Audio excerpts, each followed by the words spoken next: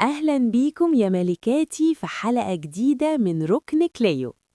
خليني أسألك سؤال بصدق. عمرك فتحتي السوشيال ميديا وحسيتي إن كل اللي حواليكي سبقوكي؟ دي اتجوزت، دي نجحت، دي سافرت، ودي بقت اللي نفسها فيها، وانتي واقفة مكانك؟ بس تعالي بقى نقف هنا ثانية.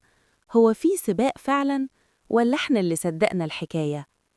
وهم السباق ده مخلينا نقارن نفسنا بناس مش عايشين نفس ظروفنا ولا نفس توقيتنا ولا نفس طريقنا.